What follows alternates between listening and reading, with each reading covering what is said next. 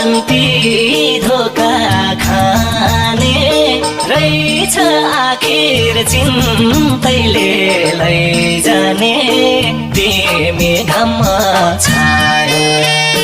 हो भन्ने गर्थ्यौ निष्ठुरी